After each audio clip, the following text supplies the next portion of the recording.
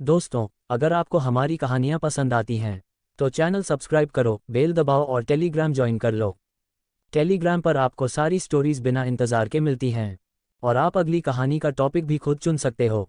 अगर चाहते हो कि हर ऑडियो बुक आपको सबसे पहले मिले, वो भी ओरिजिनल वॉइस में, तो चैनल की मेंबरशिप ज़रूर लो। आपका छोटा सा सपोर्ट हमें और भी अच्छा कंटेंट बनाने में मदद करेगा। तो अभी सब्सक्राइब करो, टेलीग्राम ज्वाइन करो और मेंबरशिप लेकर हमारी फैमिली का हिस्सा बन जाओ। ये कहानी केवल मनोरंजन के उद्देश्य से बनाई गई है।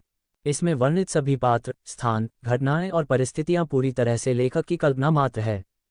इनका किसी भी वास्तविक व्यक्ति, स्थान, घटना या संस्था से कोई संबंध नहीं है। यदि कोई समानता सहयोगवश प्रतीत होती है तो इसे मात्र एक सहयोग समझा जाए। इस चैनल पर प्रस्तुत सभी कहानियां काल्पनिक या फिक्शन आधारित होती हैं। कृपया इन्हें केवल एक मनोरंजन सामग्री के रूप में लें और वास्तविकता से जोड़ने का प्रयास न करें। धन्यवाद। अध्याय 1। युवा मास्टर, आपको हमारे साथ वापस आना होगा। मल्होत्रा परिवार को अब आपकी जरूरत है। आपके पिता की हालत गंभीर है और आपका भाई जेल में है। अब केवल आप ही मल्होत्रा परिवार को संभाल सकते हैं। आपकी दादी ने कहा कि हमें आपको हर हाल में वापस लाना है। सिद्धार्थ मार्ग नवपुर में आर्यन के उपहार बॉक्स लिए हुए था। सड़क किनारे की दुकान से खरीदे कबड्डों में उसका चेहरा उदासीन था। मैं बचपन से ही चापलूसी करना नहीं जानता, उनकी खुशामद नहीं कर पाया। मेरा भाई उनकी आंखों का तारा था और दादी को डर था कि कहीं मैं उसका उत्तराधिकारी का स्थान ना छीन लूं। इसलिए उन्होंने मुझे मल्होत्रा परिवार से निकाल दिया। 3 साल से मैं शर्मा परिवार में घर जमाई के रूप में हूं, अपमान सहते हुए। मल्होत्रा परिवार ने कभी मेरी चिंता करने की जहमत नहीं उठाई। उन्होंने मुझे घर से निकाला और अब एक बात से वापस बुलाना चाहते हैं।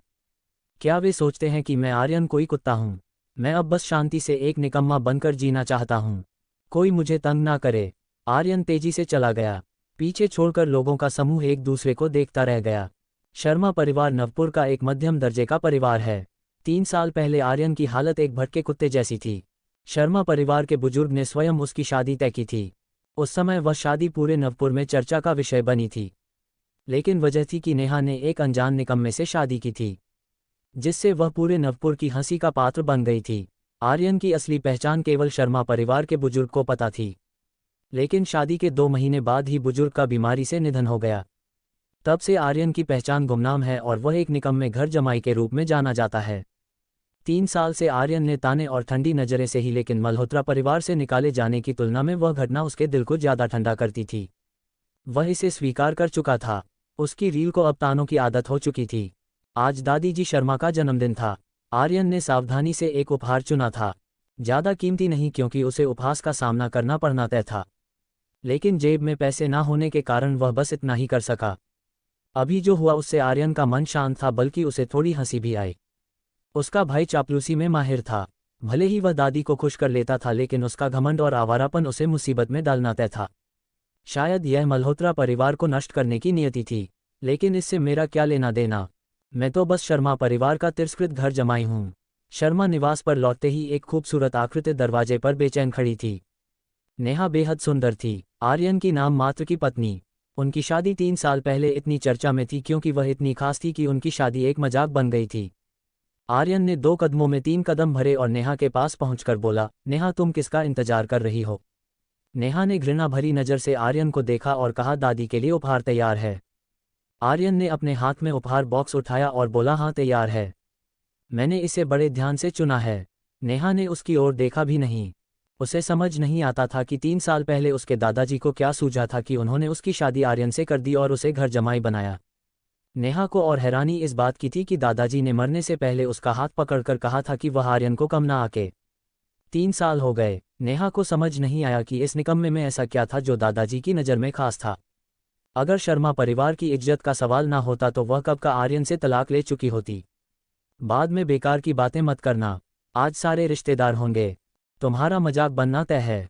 मेरे लिए इसे सह लेना। मैं तुम्हारे कारण अपनी इज्जत नहीं खोना चाहती।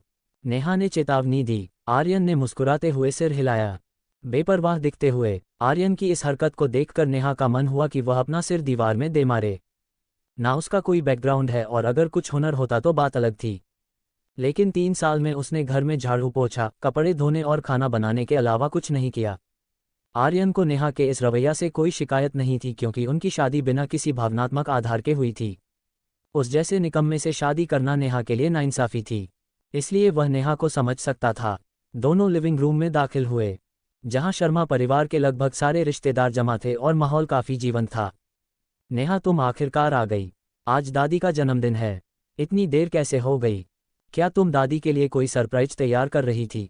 रिश्तेदारों ने नेहा का गर्मजोशी से स्वागत किया, आर्यन की मौजूदगी को पूरी तरह नज़रअंदाज करते हुए। आर्यन, जो बैकग्राउंड में रहने का आदी था, कोई इसकी परवाह नहीं थी। अनदेखा होना बेहतर था ताकि कोई उसका मजाक ना बनाए, लेकिन कुछ लोग हमेशा उससे असंतुष्ट रहते थे। नेहा का चचेरा भाई राहुल शर्मा हर मुलाकात में आर्यन को नीचा दिखाता था और उसे बेकार साबित करता था। यहाँ तक कि नवपुर में आर्यन की निकम्मे घर जमाई की बदनामी भी राहुल ने ही फैलाई थी, जो बाहर जाकर उसके बारे में बुरा भला बोलता था। आर्यन, तुम्हारे हाथ में क्या है? दादी के लिए उपहार है क्या? राहुल ने हंसते हुए आर्यन की ओर देखा। इतना छोटा सा पैकेट उपहार कागज में लिपटा, साफ तौर पर सस्ता माल था। हाँ, आर्यन ने उदारता से स्वीकार किया। राहुल ने ठंडी हंसी हंसते हुए कहा, यह क्या है? सड़क किनारे की दुकान से लिया है क्या? आर्यन ने सिर हिलाया और बोला, नहीं, गिफ्ट शॉप से लिया है। हालांकि वह ईमानदार था, लेकिन उसकी बात ने हंसी का ठहाका छेड़ दिया। नेहा का चेहरा सख्त हो गया। उसे उम्मीद नहीं थी कि घर पहुंचते ही आर्यन की वजह से उसकी बेइज्जती होगी। आमतौर पर ऐसे मौक़ों पर नेहा चुप रहती थी। वह खुद को और आर्यन को दो अलग अलग इकाइयों के रूप में देखती थी। उसे परवाह नहीं थी कि आर्यन की कितनी बेइज्जती होती, बशर्ते बात उस तक ना आए। तुम यहाँ मजाक करने आए हो? आज दादी की 80वीं जयंती है। तुमने उपहार तैयार करने में ज़रा भी मेहनत नहीं की। राहुल लिविंग रूम की कॉफ़ी टेबल की ओर बढ़ा, जहाँ ढेर सारे शानदार उपहार रखे थे जो एक नज़र में महंगे दिख रहे थे। आर्यन के उपहार बॉक्स की तुलना में वे बिल्कुल अलग दुनिया के थे। देखो, मैंने दादी को क्या दिया। पुरानी पुआ चाय। जानते हो इस चाय की कीमत? 8,80,000। राहुल ने गर्व से कहा। हाँ, बहुत अच्छा। आर्यन ने नेहा की ओर देखा। नेहा ने उसे कम बोलने की चेतावनी दी थी, इसलिए उसने संक्षेप में जवाब दिया। राहुल साफ तौर पर अपने उपहार के जरिए आर्यन के सामने अपनी श्रेष्ठता दिखाना चाहता था और बोला, इस चाय का थोड़ा सा अवशेष भी तुम्हारे उपहार से ज़्यादा कीमती है ना अवशेष? आर्यन बिना कुछ बोले मुस्कुराया और पूरा लिविंग रूम हंसी से गूंज उठा। हालांकि नेहा ने तय किया था कि वह आर्यन के मामलों में दखल नहीं देगी, फिर भी वह उसका पति था। उनके पास शादी का प्रमाण पत्र था और शादी हुई थी। भले ही 3 साल में उसने कभी आर्यन को छुआ तक नहीं था और उनका कोई वैवाहिक संबंध नहीं था, लेकिन इतने रिश्तेदारों के सामने आर्यन की बेइज्जती से उसका चेहरा भी लटक गया। राहुल शर्मा, बहुत हो गया। तुम्हारे पास पैसा है, ये तुम्हारा मामला है। तुमने कितना महंगा उपहार दिया, इससे हमें क्या? इसे दिखाने की जरूरत नहीं। नेहा ने नाराजगी भरे चेहरे से कहा।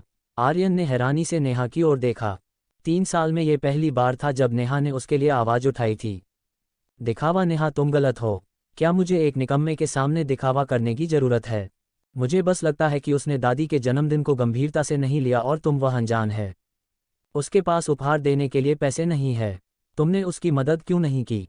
वैसे भी यह निकम्मा तुम्हारे भरोसे ही जी रहा है, या फिर तुम ही हो जो दादी के जन्मदिन को महत्व नहीं दे रही? राहुल ने तंज कसते हुए कहा। तुम? नेहा का चेहरा गुस्से से लाल हो गया।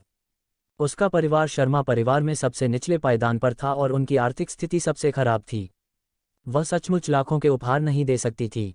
तभी अचानक आर्यन खड़ा हुआ, राहुल के पास गया और पुआ चाय को सूंघा। तुम क्या कर रहे हो? ये दादी के लिए उपहार है। तुम जैसे निकम्मे को इसे सूंघने का हक है, राहुल ने गुस्से से कहा। आर्यन ने हल्का सा भय से कुनी और बोला, पुआ चाय जितनी पुरानी होती है उतनी ही सुगंधित होती है। इसीलिए बाजार में पुरानी पुआ चाय ज़्यादा महंगी होती है। लेकिन इसी वजह से कई व्यापारी उम्र का फ़ायदा उठाकर नकली चाय बनाते हैं और कीमतें बढ़ाते हैं। पुआ चाय 2 तरह की होती है, कच्ची और पक्की। तुम्हारे हाथ में ये चाय की टिकियाँ नीली और गहरे हरे रंग की है, जिससे इसे कच्ची चाय माना जा सकता है। कच्ची चाय का स्वाद पक्की चाय से बेजोड़ होता है, लेकिन नई बनी कच्ची चाय में थोफिलिन होता है जो पेट और आंतों के लिए हानिकारक है। इसे लंबे समय तक पुराना करना पड़ता है और जितना लंबा समय उतना ही इसका प्रभाव कम होता है। लेकिन तुम्हारे हाथ में ये चाय की टिकिया जानबूझकर पुरानी की गई है और इसका पुराना होने का समय पर्याप्त नहीं है। इसे पीने से सेहत को नुकसान होगा। मैं अवशेष हूँ, ठीक है, लेकिन तुम नकली माल को असली बताकर और दादी की सेहत को नुकसान पहुंचाकर क्या मुझसे भी बड़ा अवशेष नहीं हो? आर्यन ने जोरदार तरीके से बोला, राहुल की ओर इशारा करते हुए, और पूरा शर्मा निवास सन्नाटे में डूब गया। अध्याय 2। तुम बकवास कर रहे हो। दादी ने पिछले 2 साल से चाय नहीं पी। मैं उनकी सेहत को कैसे नुकसान पहुंचा सकता हूं? राहुल शर्मा ने घबराहट भरे चेहरे से कहा, खुद को बचाने की जल्दबाजी में, जिससे वह और भी दोषी लग रहा था। अच्छा, ऐसा है क्या? आर्यन ने सिर हिलाया जैसे उसे अचानक कुछ समझ आया हो। तो तुम्हें पता था कि दादी चाय नहीं पीती, इसलिए तुमने घटिया चाय लाकर बूढ़ी महिला को ठगने की कोशिश की और 8,80,000 अपनी जेब में डाल लिए, है ना? राहुल की आंखें इधर उधर भटक रही थी। वह दोषी लग रहा था। आर्यन ने बिल्कुल सही निशाना लगाया था। उसने वाकई घटिया चाय का इस्तेमाल किया था अपने परिवार की इज्जत बचाने के लिए, और चुनकी दादी अब चाय नहीं पीती थी। उसे लगा कि कोई भेद नहीं खुलेगा। उसे उम्मीद नहीं थी कि आर्यन के सामने शेखी बघाड़ने और रिश्तेदारों के सामने उसका मजाक उड़ाने की कोशिश उल्टी पड़ जाएगी और आर्यन उसका झूठ उजागर कर देगा। तुम जो बोल रहे हो निकम्मे, वह तो बस बनाई हुई कहानी है। तुम्हें चाय के बारे में क्या पता? राहुल ने शांत दिखने की कोशिश करते हुए कहा। रिश्तेदार जो पहले राहुल पर थोड़ा शक कर रहे थे, अचानक समझ गए कि वे आर्यन के झांसे में आने वाले थे। ऐसा निकम्मा भला इतने महंगे सामान के बारे में क्या जान सकता है? आर्यन, अगर समझ नहीं है तो चुप रहो और राहुल पर इल्जाम लगाना बंद करो। हाँ, जरा खुद को देखो।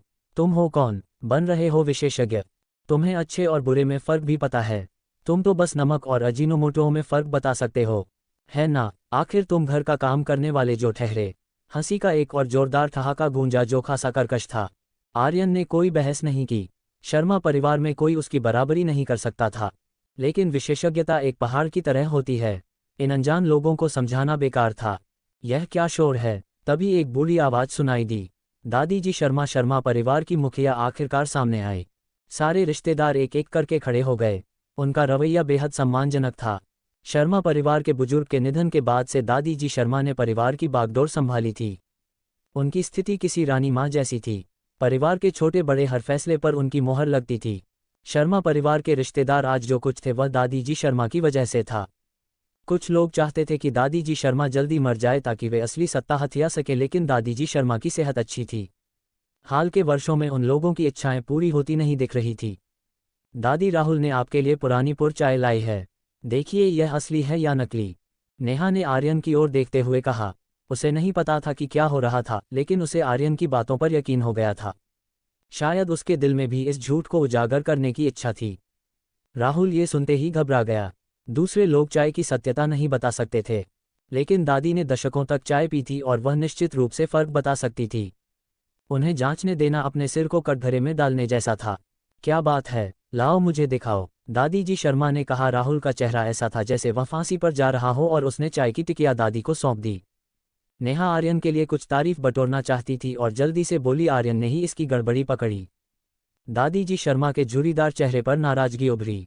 राहुल को मरने की इच्छा हुई। उसके माता पिता का चेहरा भी सफ़ेद पड़ गया। अगर यह वाकई नकली निकला और दादी नाराज हो गई तो भविष्य में मिलने वाली संपत्ति शायद कम हो जाए। नेहा ने आर्यन की ओर देखा, सोचते हुए कि उसने आखिरकार परिवार के लिए कुछ किया। अगर दादी ने उसकी तारीफ की तो वह भविष्य में आर्यन के प्रति थोड़ा नर्म रवैया रख सकती थी। लेकिन दादी जी शर्मा के अगले शब्दों ने नेहा पर ठंडा पानी डाल दिया। यह असली है। तुम राहुल पर इल्जाम क्यों लगा रहे हो? दादी ने आर्यन को घूरते हुए सवाल किया। आर्यन स्तब्ध रह गया। इस चाय की टिकिया में साफ तौर पर गड़बड़ी थी। उसे पता था कि दादी को चाय की गहरी समझ थी। वह इसे कैसे नहीं देख सकती थी? राहुल भी हैरान था। क्या वह वाकई बच गया था? क्या दादी की उम्र हो गई थी और उनकी नज़र कमज़ोर पड़ गई थी? दादी, ज़रा और गौर से देखिए। ये चाय। आर्यन कुछ समझाना चाहता था, लेकिन दादी ने सख्ती से उसे टोक दिया। क्या तुम कह रहे हो कि मैं बूढ़ी हो गई हूँ? मेरी आंखें ठीक नहीं है और मुझे असली नकली का फ़र्क नहीं पता। मैं कह रही हूँ यह असली है तो असली है। आर्यन, दादी ने कहा, यह असली है। फिर तुम बकवास क्यों कर रहे हो? माँ, गुस्सा मत होइए। आर्यन बस एक अनजान शख्स है। आपके सामने विशेषज्ञ बन रहा है। हास्यास्पद है। आर्यन, राहुल से माफ़ी मांगो। आर्यन ने दादी की ओर देखा और उसके चेहरे पर एक कड़वी मुस्कान उभरी। वह इसलिए नहीं क्योंकि उन्होंने नहीं देखा, बल्कि इसलिए क्योंकि वह अपने पोते को उजागर नहीं करना चाहती थी। बिल्कुल, मैं तो बस एक बाहरी हूँ। तुम्हारी नज़रों में निकम्मा घर जमाए। तुम मेरे कारण राहुल की बेइज्जती कैसे कर सकती हो? थप्पड़। एक जोरदार थप्पड़ की आवाज़ गूंजी। नेहा ने दांत पीसते हुए आर्यन को देखा और बोली, मुझे तुमसे कोई उम्मीद नहीं रखनी चाहिए थी। उसका चेहरा जल रहा था। नेहा के नाखूनों की वजह से आर्यन के चेहरे पर कई खरोंचें आ गई जिनसे खून रिस रहा था। आर्यन ने अचानक अपनी मुट्ठी भी ली, लेकिन नेहा की आंसुओं भरी आंखें देखकर उसने उसे ढीली छोड़ दी। क्या वह उसकी वजह से दुखी नहीं थी? उसे उस पर गुस्सा करने का क्या हक था? 3 साल से उसने कई अपमान और तिरस्कार सहे थे, लेकिन नेहा का क्या? क्या यह उसके लिए एक अचानक आई मुसीबत नहीं थी? उसके लिए यह एक कठिनाई थी, लेकिन नेहा के लिए यह एक अनपेक्षित आपदा थी। मुझे माफ कर दो, मैंने गलत समझा, आर्यन ने कहा। नेहा को लगा जैसे आर्यन ने उसकी सारी इज्जत मिट्टी में मिला दी। वह चाहती थी कि कहीं कोई गड्ढा मिले और वह उसमें छिप जाए। अगर वह इतना बोल्ड ना होता तो बात इतनी शर्मनाक ना होती। मुझसे माफ़ी मांगने से क्या फ़ायदा? राहुल से माफ़ी मांगो, नेहा ने कहा। आर्यन ने गहरी सांस ली। राहुल के पास गया, सिर झुकाया और बोला, मुझे माफ़ कर दो। राहुल ने मुस्कुराते हुए आर्यन के कान में फुसफुसाया, क्या तुम्हें लगता है दादी ने नहीं देखा? लेकिन मैं उनका पोता हूं और तुम बस एक निकम्मा घर जमाए। अगर यह नकली भी है तो वह मेरी मदद करेंगी। राहुल का घमंडी लहजा आर्यन को खासा चुभा। लेकिन दादी ने सही गलत को उलट दिया, ये कहकर कि चाय असली थी और आर्यन लाचार था। इस छोटे से वाक्य ने आर्यन की शर्मा परिवार में स्थिति को और नीचे नहीं किया, क्योंकि वह पहले ही सबकी नज़रों में निकम्मा था और उसकी स्थिति पहले से ही सबसे निचली थी। बस नेहा के लिए यह बात स्वीकार करना बहुत मुश्किल था, लेकिन उसे जो बात सबसे ज्यादा खल रही थी वह ये नहीं थी कि आर्यन ने उसकी बेइज्जती कराई। जब नेहा शांत हुई तो उसे एक बात समझ आई, चाय की सत्यता कोई मायने नहीं रखती थी। असल बात यह थी कि दादी कभी भी आर्यन का साथ नहीं देंगी। जिसका मतलब था कि अगर आर्यन ने वाकई चाय में गड़बड़ी देखी थी और चाय सचमुच नकली थी तब भी दादी राहुल को बचाएंगी। दोपहर के खाने का समय नजदीक था। नेहा आर्यन के पास आए और बोली, मैंने तुम्हें एक थप्पड़ मारा, उसका कर्ज है। जब चाहो ले सकते हो, एक थप्पड़ का भी हिसाब करना है। आर्यन ने कड़वी मुस्कान के साथ कहा, मैं तुम्हारी किसी चीज़ की कर्जदार नहीं रहना चाहती।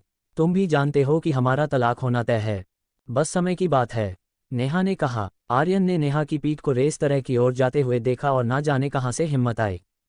उसने कहा, क्या तुम चाहती हो कि मैं बदल जाऊं? इस दुनिया में सिर्फ तुम ही मुझे बदल सकती हो।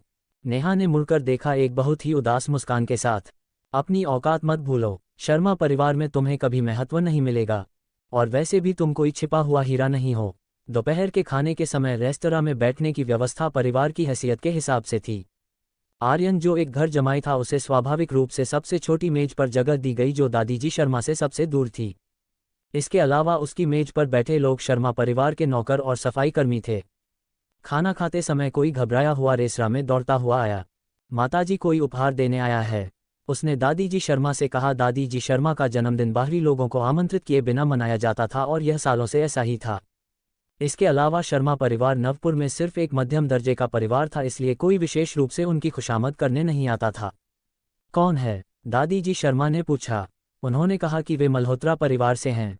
मैं नहीं जानता, मैंने उन्हें पहले कभी नहीं देखा, उस व्यक्ति ने कहा। मल्होत्रा परिवार मौजूद लोगों में सिर्फ आर्यन का उपनाम मल्होत्रा था, लेकिन नेहा ने आर्यन की ओर देखने के अलावा किसी और ने मल्होत्रा नाम को आर्यन से नहीं जोड़ा। फिनिक्स एक साथ उड़ते हुए एक सोने की कंघी, फिनिक्स समारोह में आते हुए एक सोने की हेयरपिन, शुभ और मनोकामना एक जेड का गणक ड्रैगन और फिनिक्स का मेल, एक जोड़ी सोने के कंगन, कमल में खेलते मंदारिन बत्तख, सोने के कटोरे और चम्मचों का सेट। उपहारों की सूची सुनकर शर्मा परिवार के लोग एक दूसरे को हैरानी से देखने दिखने लगे।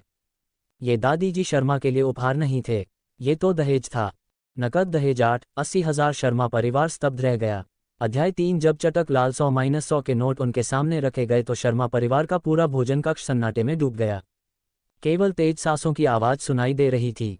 8,80,000 शर्मा परिवार जैसे मध्यम दर्जे के परिवार के लिए ये दहेज की रकम लगभग एक खगोलीय आंकड़ा थी। दादी जी शर्मा अपनी छड़ी के सहारे कांपते हुए खड़ी हुई और उपहार लाने वाले के पास गई। उत्साह भरे चेहरे से उन्होंने पूछा, मैं पूछ सकती हूँ आप कौन है और शर्मा परिवार की किस बेटी पर आपका दिल आया है? ये सुनते ही शर्मा परिवार की कई अविवाहित युवतियों के चेहरे लाल हो गए। भले ही उन्हें नहीं पता था कि दूसरा पक्ष कौन है, लेकिन इतना भारी भरकम दहेज देने की हैसियत रखने का मतलब था कि वे किसी धनी परिवार से हैं। धनी परिवार में शादी करना उनका सपना था। नेहा का चेहरा पीला पड़ गया। वह शर्मा परिवार की इकलौती विवाहित महिला थी, यानी बाकी सभी के पास मौका था, लेकिन उसके पास यह संभावना नहीं थी। मैं केवल उपहार पहुंचाने का जिम्मेदार हूं, मुझे और कुछ नहीं पता, उपहार लाने वाले ने कहा। वह जल्दी आया और जल्दी चला गया, कोई जानकारी छोड़े बिना। शर्मा परिवार के लोग सोने और जद के चमचमाते उपहारों और 8,80,000 की नकद राशि को देख रहे थे। कई लोगों के मुंह में पानी आ रहा था। अगर उनकी बेटी चुनी गई तो क्या वे शाख पर चढ़कर फिनिक्स नहीं बन जाएंगी और भविष्य में पूरा शर्मा परिवार उनकी ओर नहीं देखेगा? यह जरूर मेरे लिए है। मैं शर्मा परिवार की सबसे खूबसूरत लड़की हूँ, एक बहुत ही आकर्षक फिगर वाली युवती ने कहा। अरे अरे, यह आत्मविश्वास कहाँ से आया? अभी तो मुख्य पात्र का पता नहीं, इतनी जल्दबाजी क्यों? हाँ, हम सभी के पास मौका है। यह जरूरी क्योंकि तुम ही, मुझे लगता है ये धनी युवक जानबूझकर रहस्यमयी बन रहा है। शायद उसका दिल मुझ पर आया है। कई युवतियां जोर शोर से बहस करने लगी और परिवार तुरंत बढ़ गया। बंद करो ये बहस, तुम सबके पास मौका है, लेकिन अफसोस कोई तो बस ईर्ष्या से देख सकता है, राहुल शर्मा ने कहा जानबूझकर नेहा की ओर देखते हुए। मौजूद सभी को पता था कि वह किसकी बात कर रहा है और वे हंस पड़े। हाँ, हमारे पास एक प्रतिद्वंदी कम है, आर्यन, इसके लिए धन्यवाद। अगर तुम ना होते तो हमारे पास एक और प्रतिद्वंदी होती। आर्यन ने सिर झुका लिया। उसका चेहरा उदास था, बल्कि उसमें हल्की सी क्रूरता भी थी। इन लोगों को नहीं पता था कि मल्होत्रा परिवार कौन है, लेकिन वह अच्छी तरह जानता था। माफ़ी मांगने आए हैं, 3 साल हो गए। क्या मुझे आर्यन को इसकी ज़रूरत है? बंद करो ये झगड़ा। ये सारी चीज़ें अभी मैं अपने पास रखूंगी। जब उपहार देने वाला सामने आएगा और हमें पता चलेगा कि उसने किसे पसंद किया है, तब मैं ये दहेज उस तक पहुंचा दूंगी। दादी जी शर्मा ने फैसला सुनाया और बाकी लोग चुप हो गए। दोपहर के खाने के बाद नेहा का परिवार 3 लोग आर्यन का इंतजार किए बिना चला गया। अपनी गाड़ी लेकर निकल गए क्योंकि इस घटना ने उनकी सारी इज्जत मिट्टी में मिला दी थी। उस समय जब आर्यन घर जमाई बना था तो दहेज तो दूर, कोई दुल्हन मूल्य भी नहीं दिया गया था। आज इतना भव्य दहेज देखकर वे जलन से कैसे ना भरते। घर लौटकर नेहा ने खुद को अपने कमरे में बंद कर लिया। नेहा की मां शालिनी शर्मा गुस्से से भरे चेहरे के साथ नवीन शर्मा पर चिल्लाए, दूसरों को देखो और फिर हमारे परिवार को देखो, यही फर्क है। अगर तुम इतने निकम्मे ना होते तो दादाजी ने आर्यन को हमारे घर में घर जमाई क्यों बनाया होता? मैं उस समय सचमुच अंधी थी। मुझे लगा था कि शर्मा परिवार में शादी करने से अच्छी जिंदगी मिलेगी, लेकिन मुझे क्या पता था कि तुम जैसे निकम्मे के हाथों में पड़ जाऊंगी। दादाजी ने तुम्हें कभी शर्मा परिवार की विरासत का हक देने की नहीं सोची। दूसरों को देखो, कोई विला में रहता है, कोई लिफ्ट वाले अपार्टमेंट में, और मैं तुम्हारे साथ इस टूटी फूटी सीढ़ियों वाली इमारत में फंसी हूँ। शर्मा परिवार की बहू होना सुनने में अच्छा लगता है, लेकिन कौन जानता है कि तुम जैसे निकम्मे के साथ मैं कितनी कड़वी जिंदगी जी रही हूँ। नवीन शर्मा ने सिर झुका लिया। जवाब देने की हिम्मत नहीं थी। वह एकदम पत्नी के गुलाम था और जानता था कि वह निकम्मा है, इसलिए शालिनी के सामने गुस्सा करने की हिम्मत नहीं थी। शालिनी की ताकत ने नवीन की निकम्मेपन को और बढ़ा दिया था। मुझे कोई फर्क नहीं पड़ता, तुरंत नेहा को इस निकम्मे से तलाक दिलाओ। तुम्हारे शर्मा परिवार की इज्जत से मेरा कोई लेना देना नहीं, मैं बस अच्छी जिंदगी जीना चाहती हूँ, नवीन ने कमजोर आवाज में कहा। पिताजी ने उस समय चेतावनी दी थी कि उन्हें तलाक नहीं देना है, और यह बात पूरे नवपुर को पता है। अगर अब हमने उन्हें तलाक दे दिया तो क्या हम हंसी का पात्र नहीं बन जाएंगे? शालिनी ने बेशर्मी शुरू कर दी। जमीन पर बैठकर नाक आंसुओं के साथ जोर जोर से रोने लगी। नवीन शर्मा, तुम निकम्मे, मैंने तुमसे शादी कैसे कर ली? तुम बेकार इंसान, मैंने पिछले जन्म में कौन सा पाप किया था? क्या तुम शर्मा परिवार की इज्जत के लिए हमारे परिवार को और नेहा की जिंदगी को बर्बाद करना चाहते हो? नेहा हर दिन निर्माण स्थल पर भागती है, तुम्हें उस पर तरस नहीं आता? वह एक लड़की है, लेकिन तुम्हारे रिश्तेदार उसे सारा गंदा और थकाऊ काम करने को मजबूर करते हैं। अगर तुम्हें मुझ पर तरस नहीं तो अपनी बेटी पर तो तरस खाओ। शर्मा परिवार निर्माण सामग्री के व्यवसाय में था और निर्माण स्थलों पर जाना आम बात थी।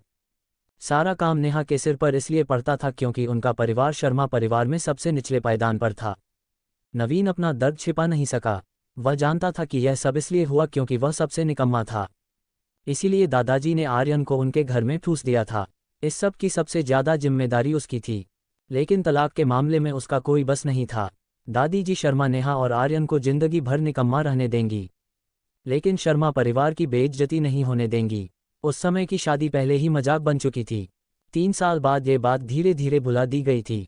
अगर अब तलाक हुआ तो यह निश्चित रूप से रात के खाने के बाद की गपशप बन जाएगा। दादी जी शर्मा ऐसी बात को कैसे होने दे सकती थी? आर्यन दरवाजे पर पहुंचा और घर से आने वाली रोने और शोर की आवाजें सुनी। वह सीढ़ियों पर बैठ गया, एक सिगरेट निकाली और उठते धुएं ने आर्यन की आंखों की ठंडक को मिटा नहीं सका। एक सिगरेट खत्म करने के बाद आर्यन दरवाजा खोलने को तैयार था, लेकिन तभी अंदर से नेहा की आवाज आई। अपने कमरे में बंद नेहा अचानक लिविंग रूम में आई। परेशान शालिनी और दर्द में डूबे नवीन को देखा और बोली, मैं उससे तलाक नहीं लूंगी। बेटी, क्या तुम पागल हो गई हो? क्या तुम इस निकम्मे के साथ सारी उम्र बिताना चाहती हो? शालिनी के विचार में नेहा को सबसे ज्यादा तलाक की इच्छा होनी चाहिए थी, लेकिन उसने ऐसा कहा। मैं पागल नहीं हूं। पूरे 3 साल में भले ही वह कामयाब नहीं हुआ, लेकिन इन 3 सालों में उसने घर में कभी शिकायत नहीं की। झाड़ू लगाने से लेकर खाना बनाने तक वह सब कुछ करता है। एक कुत्ता पालने से भी तो भावनाएं जुड़ जाती हैं। फिर इंसान की बात तो छोड़ो, मैं उसका तिरस्कार करती हूँ, लेकिन मुझ में उसके लिए नफरत नहीं है। ये सब दादाजी ने तय किया था। अगर मुझे नफरत करनी है तो मैं सिर्फ दादाजी से नफरत करूंगी, और फिर दादी हमें तलाक नहीं लेने देंगी। उनके लिए शर्मा परिवार की इज्जत सबसे ऊपर है। दरवाजे पर आर्यन ने गहरी सांस ली और मुस्कुराया। उसे आज ही पता चला कि नेहा के दिल में वह इतना बुरा नहीं था। कम से कम इस महिला को उसके लिए कुछ भावनाएं थी। पता चलता है नफरत की हदें सचमुच प्यार पैदा कर सकती हैं। नेहा, मैंने तुम्हारे साथ गलत किया, नवीन ने आप भरते हुए कहा। नेहा आंसुओं से भरे चेहरे के साथ जिद्दी होकर बोली, मुझे कोई गलत नहीं हुआ। हमेशा से नेहा को भी लगता था कि वह आर्यन से तलाक ले लेगी, और उसने आज आर्यन से भी कहा था कि उनका तलाक होना तय है, बस समय की बात है। लेकिन जब ये सवाल वाकई उसके सामने आया तो उसे एहसास हुआ कि यह निकम्मा आदमी इन 3 सालों में उसके दिल में उतर चुका था। उन्होंने कभी हाथ नहीं थामा और सार्वजनिक रूप से भी एक निश्चित दूरी बनाए रखी, लेकिन यह आदमी पूरे 3 साल तक उसके बिस्तर के नीचे सोया था। यह एक ऐसी भावना थी जिसे कभी मिटाया नहीं जा सकता। मैं बस इतनी कमज़ोर हूं और मुझे सचमुच उससे प्यार हो गया, नेहा ने अपने फीके होठों को काटते हुए कहा। तभी आर्यन ने दरवाजा खोला, लिविंग रूम में दाखिल हुआ, आंसुओं से भीगी नेहा को देखा और उसका हाथ बढ़ाकर उसके चेहरे पर आंसू पोंछे। आर्यन, तुमने कहा था कि सिर्फ मैं तुम्हें बदल सकती हूँ। हाँ, मैं अब और तिरस्कार नहीं सहना चाहती। मैं अब मजाक नहीं बनना चाहती। मैं चाहती हूँ कि जो मुझे नीचा दिखाते हैं वे पछताएं। ठीक है, आर्यन ने संक्षिप्त जवाब दिया, मुड़ा और चला गया। अध्याय 4 ताज हॉराइजन होटल। एक प्रेसिडेंशियल स्वीट। आर्यन के सामने एक महिला बैठी थी जिसका मेकअप नाजुक था। सोने चांदी के गहनों से सजी हर हरकत में रईसाना अंदाज झलक रहा था। आर्यन, मुझे बहुत खुशी है कि तुम मुझसे मिलने को तैयार हुए। महिला का नाम शालिनी मल्होत्रा था। आर्यन की माँ, अपनी सगी माँ जिसे उसने 3 साल से नहीं देखा था, कि सामने आर्यन का दिल जरा भी नहीं पिघला। उसने उसकी और नज़र तक नहीं उठाए। किसने सोचा था कि मैं मल्होत्रा परिवार का ये तुच्छ कचरा कभी काम आएगा? मुझे नहीं पता था, और तुम्हें भी नहीं, है ना? आर्यन के होठों पर हल्की सी मुस्कान थी।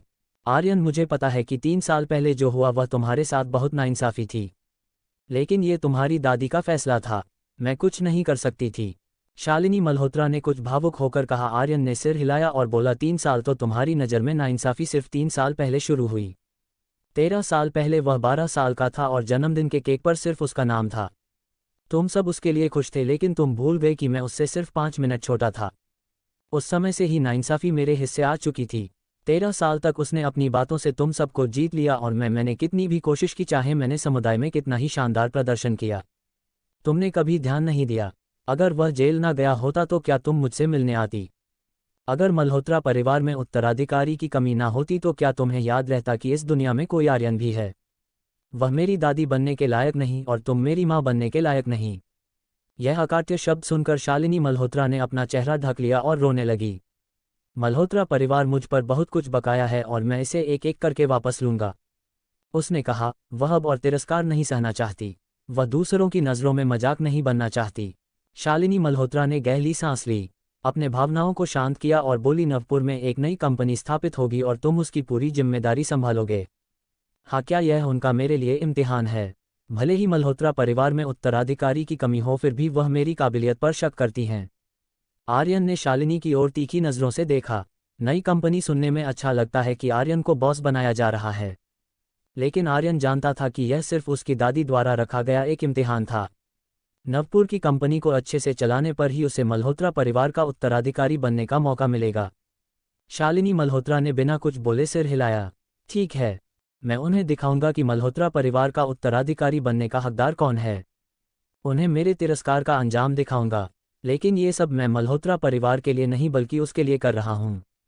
आर्यन के होटल के कमरे से निकलने के बाद शालिनी ने अपना फ़ोन निकाला। माँ, उसने हाँ कर दी।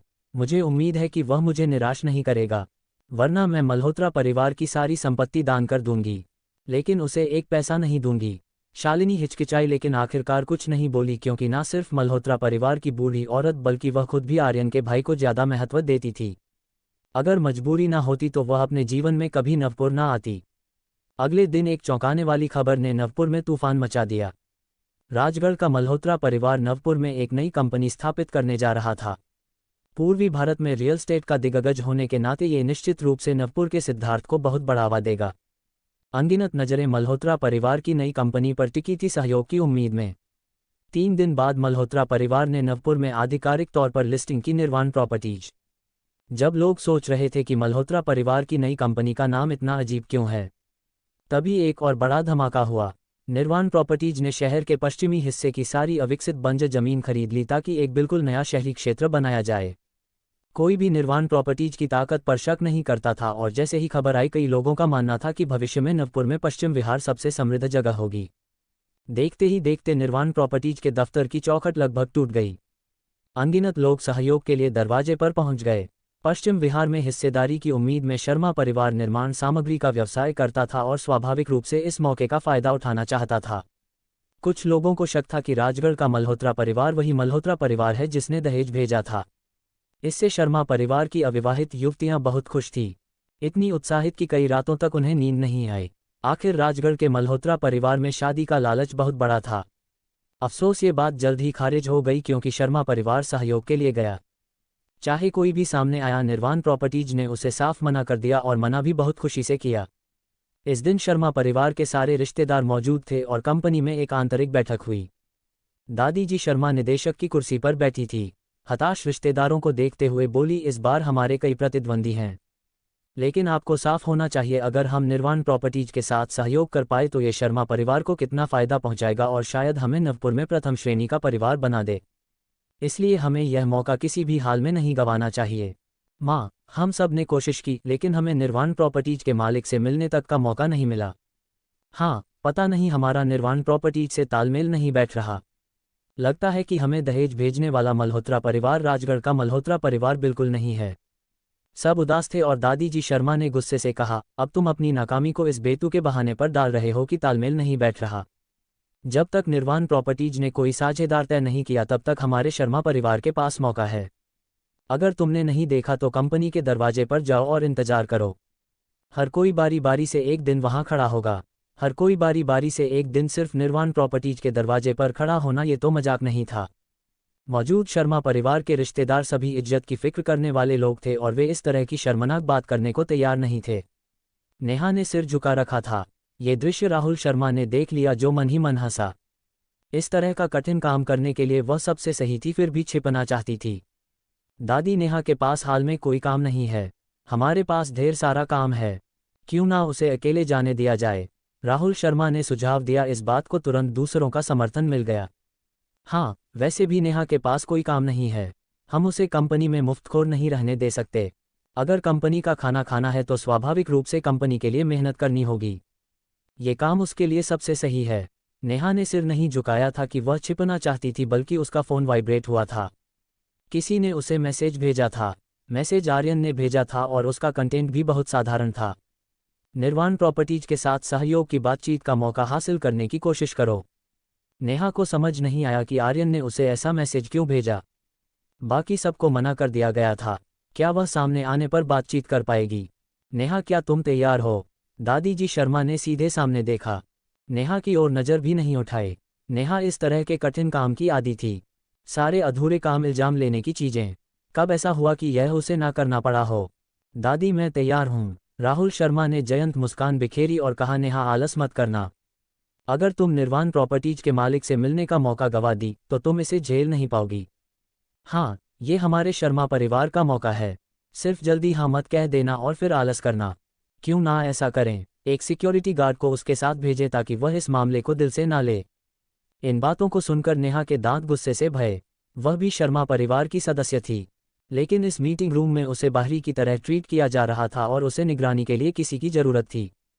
उसके पिछले खराब काम के रिकॉर्ड को देखते हुए मुझे लगता है कि किसी को उसके साथ भेजना अच्छा विचार है। मुझे भी ऐसा ही लगता है। रिश्तेदारों का समूह सहमत हुआ और दादी जी शर्मा ने भी मंजूरी देते हुए कहा, जब ऐसा है तो तुम अपने साथ एक आदमी ले जाओ, अगर कुछ हो तो वह तुम्हारा बोझ बांटने में मदद करेगा। नेहा ने अपनी मुट्ठियां भी ली, बहुत असंतुष्ट थी। आर्यन के भेजे मैसेज के बारे में सोचते हुए उसने आवेश में आकर कह दिया, चिंता ना करें, मैं आलस नहीं करूंगी, मैं ये सहयोग जरूर हासिल करूंगी। ये शब्द सुनते ही पूरा कॉन्फ्रेंस रूम तुरंत शांत हो गया, लेकिन जल्द ही हंसी और तंज की आवाज़ें गूंजने लगी। नेहा, तुम पागल तो नहीं हो गई? हम जो नहीं कर पाए वह तुम कर लोगी। हाँ, यह इस साल का सबसे बड़ा मजाक है। मैं हंस हंस कर मर गया। राहुल शर्मा की आंखें चमक उठी। उसे नेहा के परिवार को बाहर निकालने का मौका मिल गया। हालांकि नेहा का परिवार ज़्यादा महत्वपूर्ण नहीं था, फिर भी वह शर्मा परिवार की सदस्य थी और भविष्य में जब दादी का देहांत होगा उसे कुछ संपत्ति जरूर मिलेगी। लेकिन नेहा को शर्मा परिवार से निकालने पर संपत्ति बांटने वाला एक व्यक्ति कम हो जाएगा। नेहा, ये तुमने खुद कहा है, अगर तुम नहीं कर पाई तो। राहुल शर्मा ने कहा, नेहा को बोलने के बाद पछतावा, लेकिन अगर वह पलट गई तो निश्चित रूप से मजाक बन जाएगी। अगर तुमने कर लिया तो मैं भविष्य में तुम्हारे लिए चाय पानी लाऊंगा और तुम्हें अनु दीदी कहूंगा। अगर तुम नहीं कर पाई तो शर्मा परिवार से बाहर निकल जाओ। कैसा है? ठीक है। अध्याय 5। बॉस, एक सिगरेट का पैकेट। तुम हमेशा इतने पक्के समय पर आते हो। शर्मा बिलक के सामने वाली छोटी सी दुकान का मालिक आर्यन को प्रशंसा भरी नजरों से देख रहा था। 3 साल पहले एक खास दिन ये युवक यहाँ बहुत पक्के समय पर आया करता था। 3 साल तक एक दिन भी नहीं चुका, चाहे बारिश हो या धूप। पहले दुकान मालिक को यह अजीब लगा, लेकिन धीरे धीरे उसे समझ आया कि जब भी नेहा कंपनी से निकलती वह भी चला जाता। आर्यन की पहचान के बारे में दुकान मालिक का एक अंदाजा था, लेकिन उसने इसे जाहिर नहीं किया। हर परिवार की अपनी मुश्किलें होती हैं। ये शर्मा परिवार का घर जमाई, जिसे पूरा नवपुर निकम्मा मानता था, शायद नहीं चाहता कि कोई उसकी पहचान जाने। वैसे भी मेरे पास समय ही समय है, आर्यन ने मुस्कुराते हुए कहा। दुकान मालिक एक अधेड़ उम्र का आदमी था और वह आर्यन की लगन की कदर करता था। 3 साल से वह हर दिन ठीक 4:30 बजे समय पर आता, चुपके से नेहा की रखवाली करता। तुम कब उसे कंपनी से लेने जाओगे? हर दिन ऐसे देखते रहना कोई हल नहीं है। दुकान में कोई ग्राहक नहीं था तो मालिक ने आर्यन से गपशप शुरू की। आर्यन ने शर्मा बिल्टेक के गेट की ओर देखा और हल्के से मुस्कुराया। अभी वक्त नहीं आया भाई, एक बात है, पता नहीं कहनी चाहिए या नहीं? मालिक ने पूछा। बिल्कुल कह सकते हो, मुझे लगता है कि तुम कोई साधारण इंसान नहीं हो। फिर तुम शर्मा परिवार के घर जमाई कैसे बन गए? भले ही मालिक की नज़र बहुत तेज नहीं थी, लेकिन वह हर दिन कई ग्राहकों से मिलता था। उसकी नज़र में आर्यन दूसरों से अलग था। वह इस एहसास को बयान नहीं कर सकता था, लेकिन उसे लगता था कि वह निकम्मा नहीं होना चाहिए जिसकी लोग बात करते हैं। मेरे पास भी मांस मज्जा है, मुझे भी खाना पीना और सोना पड़ता है, तो मैं तो साधारण इंसान ही हूँ, आर्यन ने कहा। तुम जानते हो, मैं वह नहीं कह रहा, मालिक ने थोड़ा हिचकिचाते हुए कहा। इतना तिरस्कार सहना अगर मैं होता तो कब का टूट चुका होता। टूटना? आर्यन मुस्कुराया। एक त्यागा हुआ कचरा बनकर वह शर्मा परिवार का घर जमाई बना। जब नेहा तक नहीं टूटी तो उसे टूटने का क्या हक था? दूसरों की नज़र में आर्यन अपमान सह रहा था और भारी बोझ ढो रहा था, लेकिन आर्यन की नज़र में नेहा को जो तिरस्कार मिलता था वह उससे कहीं ज़्यादा गंभीर था। मैं जो सहता हूँ उसकी तुलना में उसका दर्द कुछ भी नहीं, आर्यन ने कहा। मालिक ने आह भरी और फिर कुछ नहीं कहा। नेहा के काम से छूटने के बाद आर्यन ने हमेशा की तरह मालिक से विदा ली और अपनी छोटी सी इलेक्ट्रिक स्कूटर पर चला गया। नेहा कंपनी के गेट पर तब तक खड़ी रही जब तक आर्यन की आकृति गायब नहीं हो गई। 3 साल से आर्यन हर दिन नेहा के काम से छूटने का इंतजार करता था, और नेहा भी तब तक इंतजार करती थी जब तक आर्यन चला नहीं जाता। फिर वह गाड़ी में बैठती थी। घर लौटने पर जब नवीन शर्मा ने शालिनी शर्मा को मीटिंग में हुई बातें बताई तो शालिनी पागल हो गई। नेहा, क्या तुम पागल हो गई हो? क्या तुमने कभी सोचा कि अगर हमें शर्मा परिवार से निकाल दिया गया तो हम आगे कैसे जिएंगे? राहुल शर्मा ने जानबूझकर तुम्हें उकसाया। क्या तुम्हें उसका इरादा नहीं पता? नेहा ने उदासीनता से कहा। वह नहीं चाहता कि हम शर्मा परिवार की संपत्ति में हिस्सा लें। ये सुनकर शालिनी का चेहरा गुस्से से सफ़ेद पड़ गया और वह चिल्लाए। जब तुम्हें पता है तो तुमने हाँ क्यों की? जो बात वे नहीं कर पाए तुम कैसे कर सकती हो? नेहा का मूड बहुत जटिल था। वह आर्यन पर भरोसा करती थी, लेकिन उसे नहीं पता था कि वह सही कर रही है या नहीं। भले ही उसका परिवार कंपनी में निचले दर्जे का था, फिर भी दादी जी शर्मा के देहांत के बाद उसे कुछ रकम मिल सकती थी। अगर उन्हें शर्मा परिवार से निकाल दिया गया तो उनके पास कुछ नहीं बचेगा।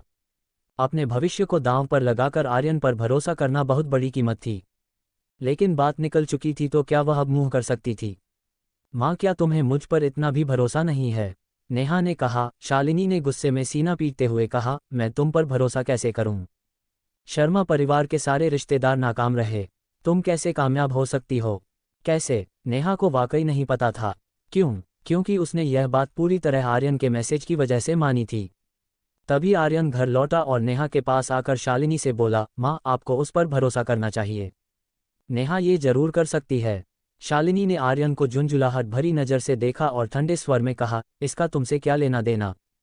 अगर तुम हमारे घर में घर जमाई ना बने होते तो मेरी बेटी अपनी खूबसूरती के दम पर किसी धनी परिवार में शादी कर चुकी होती। तुमने हमारा सब कुछ बर्बाद कर दिया, तुम्हें बोलने का क्या हक है? आर्यन चुप रहा और रसोई में खाना बनाने चला गया। आर्यन, क्या मैं तुम पर भरोसा कर सकती हूँ? नेहा ने अचानक आर्यन से कहा। आर्यन ने मुड़कर देखा और मुस्कुराते हुए कहा, हाँ, यह क्या माजरा है? शालिनी को कुछ गड़बड़ लगी और उसने जल्दी से नेहा से पूछा, डरते हुए कि कहीं इस निकम्मे ने नेहा को ये करने के लिए उकसाया ना हो।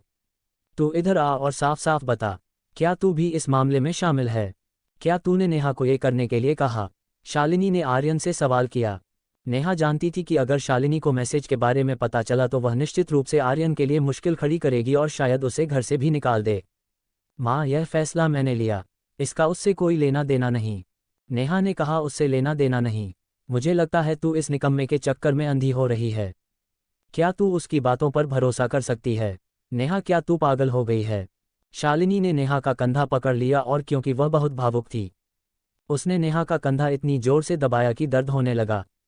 नेहा के दर्द भरे चेहरे को देखकर आर्यन का चेहरा अचानक बर्फ की तरह ठंडा हो गया।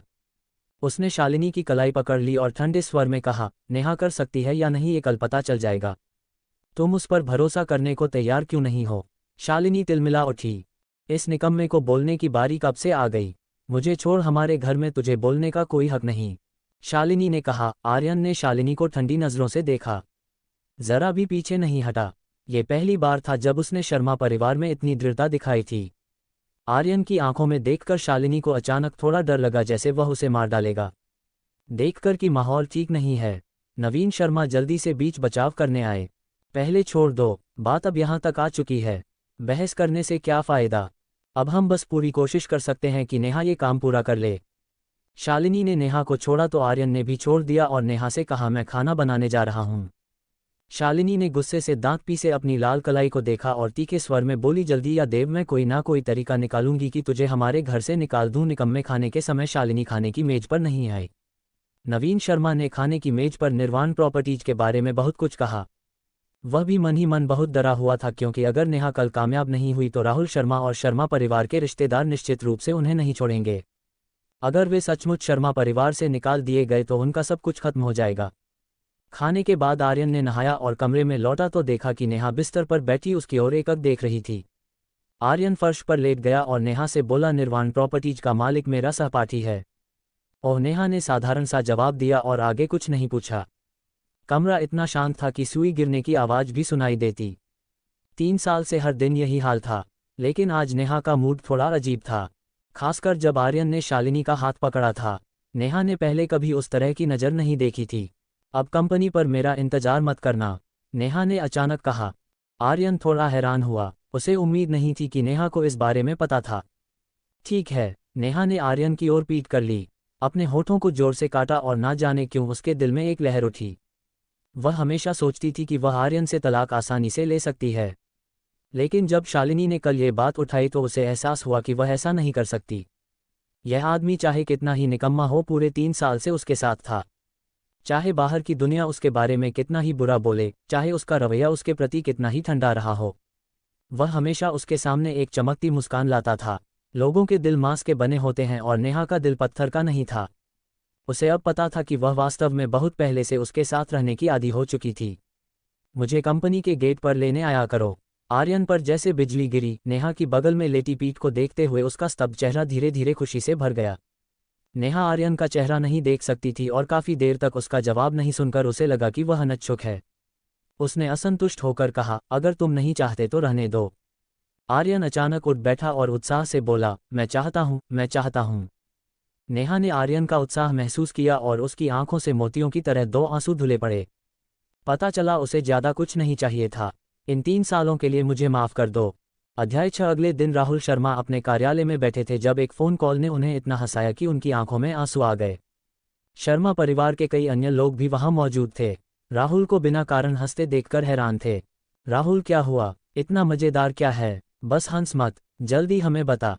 क्या नेहा ने आखिरी मौके पर हार मान ली? राहुल ने पेट पकड़ लिया। हाय, इतना हंस रहा हूं कि पेट दुखने लगा। नेहा तो एकदम बेवकूफ़ है। आखिर बात क्या है? जल्दी बता। शर्मा परिवार के कुछ लोग उत्सुकता से बोले, जैसे गर्म तवे पर चींटियां। वो पागल औरत वाकई आर्यन उस निकम्मे को अपनी इलेक्ट्रिक स्कूटर पर बिठाकर निर्वाण प्रॉपर्टीज ले गई। क्या उसका दिमाग खराब हो गया है? राहुल ने कहा। ये सुनकर कार्यालय में ठहाके गूंज उठे। कोई भी हंसी नहीं रोक पाया और सब हंसते हंसते दोहरे हो गए। हाँ, अगर वह ऐसे साझेदारी की बात करने गई तो क्या निर्वाण प्रॉपर्टीज उसकी बात भी सुनेगा? मुझे लगता है उसने पहले ही हार मान ली है। हम साझेदारी नहीं कर पाए, वह भला कैसे कर लेगी? राहुल तुम्हारा दांव शानदार है। इस बार नेहा की किस्मत खराब है। एक बार उसे शर्मा परिवार से निकाल दिया तो उसे भविष्य में कोई हिस्सा नहीं मिलेगा। युवा आपस में साठगांठ कर रहे थे। कोई भी नहीं मानता था कि नेहा ये काम कर सकती है। वे तो उसे बेइज्जत होते देखने को तैयार थे। अगर वह बेशर्मी से अपने वादे से मुकर गई तो किसी ने चिंता जताई। राहुल ने ठंडी मुस्कान बिखेरी। उसे नेहा को शर्मा परिवार से निकालने का मौका मिला था तो वह उसे वापसी का मौका कैसे देता। चिंता मत करो, मेरे पास उसे शर्मा परिवार से निकालने का तरीका है। बस उस वक्त मेरा साथ देना। राहुल बोला, निश्चिंत रहो, हम तुम्हारे साथ हैं। नेहा ने शर्मा परिवार को कई बार शर्मिंदा किया है। उसे निकाल देने के बाद अब बाहर वाले हमारा मजाक नहीं उड़ाएंगे। हाँ, उस निकम में आर्यन की वजह से कितनी बार हमें शर्मिंदगी उठानी पड़ी। अब आखिरकार उससे छुटकारा मिलेगा। तारकन निर्वाण प्रॉपर्टीज ताराकन। आर्यन ने स्कूटर पार्क करने के बाद घबराई हुई नेहा को देखा और मुस्कुराते हुए बोला, चिंता मत करो, मैंने अपने दोस्त से बात कर ली है। हमें बस कॉन्ट्रैक्ट पर हस्ताक्षर करने हैं। नेहा ने आर्यन के दोस्त के बारे में ज़्यादा नहीं पूछा। इस बार शर्मा परिवार के लिए कई प्रतियोगी थे और उनके पास कोई खास फायदा नहीं था। क्या सिर्फ दोस्ती के आधार पर इतना बड़ा कॉन्ट्रैक्ट मिल सकता था? तुम्हारा दोस्त वो तुम्हें उल्लू तो नहीं बना रहा? नेहा ने कहा, बिल्कुल नहीं, वह मेरा सबसे अच्छा यार है। आर्यन बोला। आर्यन को आत्मविश्वास से भरा देख नेहा ने भी गहरी सांस ली। हालांकि पिछली रात की बातचीत से उनके रिश्ते में कोई खास गर्माहट नहीं आई थी, लेकिन कुछ दीवारें टूटी थी। नेहा को भी पता था कि चाहे उसका रवैया कुछ भी हो, उसे इस स्थिति का सामना करना ही था। कंपनी में घुसते ही नेहा कुछ बोल पाती, इससे पहले रिसेप्शनिस्ट उनके पास आए। क्या आप मिस नेहा हैं? पेंसिल स्कर में एक लंबी पेशेवर मुस्कान वाली महिला ने पूछा। नेहा थोड़ा चकित होकर बोली, हाँ मैं ही हूँ, कृपया मेरे साथ आए। लिफ्ट सीधे निर्वाण प्रॉपर्टीज के सबसे ऊपरी माले पर गई। नेहा का दिल जोर जोर से धड़क रहा था। भले ही कॉन्ट्रैक्ट पर हस्ताक्षर नहीं हुए थे, लेकिन इस तरह का व्यवहार उसे उम्मीद की किरण दे रहा था। लिफ्ट का दरवाजा खुला तो एक अधेड़ उम्र का आदमी पहले से इंतजार कर रहा था। नमस्ते मिस नेहा, मेरा नाम अभिमन्यु सिंह है, मैं पश्चिम विहार प्रोजेक्ट का प्रभारी हूँ और आपकी कंपनी के साथ साझेदारी का जिम्मेदार भी। अभिमन्यु ने अपना परिचय दिया। नेहा स्तब्ध खड़ी रही, समझ नहीं पा रही थी कि क्या करें। अभिमन्यु ने मुस्कुराते हुए कहा, हमारे मालिक को बहुत सारी सामाजिक व्यस्तताएं रहती हैं, इसलिए वह आमतौर पर नहीं आते। अगर मिस नेहा को कोई सवाल हो तो मुझे बता सकती हैं। नेहा ने जल्दी जल्दी हिलाया और घबराते हुए बोली, नहीं नहीं, मेरा कोई सवाल नहीं है, बस हमने अभी साझेदारी की बात शुरू भी नहीं की। मालिक के निर्देश के अनुसार कॉन्ट्रैक्ट तैयार है, मैंने उस पर हस्ताक्षर कर दिए हैं। अगर मिस नेहा को लगता है कि कोई समस्या नहीं है तो बस हस्ताक्षर कर दें। अभिमन्यु बोला। अरे, नेहा ने अभिमन्यु को आश्चर्य से देखा। भले ही निर्वाण प्रॉपर्टीज का मालिक आर्यन का दोस्त था, लेकिन नेहा ने सपने में भी नहीं सोचा था कि यह इतना आसान होगा। निर्वाण प्रॉपर्टीज ने पहले ही कॉन्ट्रैक्ट तैयार कर लिया था। अभिमन्यु भैया, आप मजाक तो नहीं कर रहे? नेहा ने अविश्वास में पूछा। बिल्कुल नहीं, ये सब मालिक ने खुद आदेश दिया था, कृपया मेरे साथ आए। अभिमन्यु बोला। अभिमन्यु के पीछे ऑफिस में पहुंची नेहा ने कॉन्ट्रैक्ट देखा। कोई समस्या नहीं थी और यह कॉन्ट्रैक्ट शर्मा परिवार के लिए बहुत फायदेमंद था। बाजार में कोई भी रियल एस्टेट कंपनी इतनी बड़ी तारायत नहीं देती। अभिमन्यु भैया, आप सचमुच मजाक नहीं कर रहे? नेहा को लग रहा था जैसे वह सपना देख रही हो। अगर वह इस कॉन्ट्रैक्ट को शर्मा परिवार में ले गई तो कौन उसका मजाक उड़ाने की हिम्मत करेगा और कौन उसे बेकार कहने की योग्यता रखेगा? अभिमन्यु ने अपनी पेन नेहा को दी और बोला, बिल्कुल नहीं, अगर मिस नेहा को कोई दिक्कत नहीं लगती तो बस हस्ताक्षर कर दें। नेहा का मुंह सूख गया।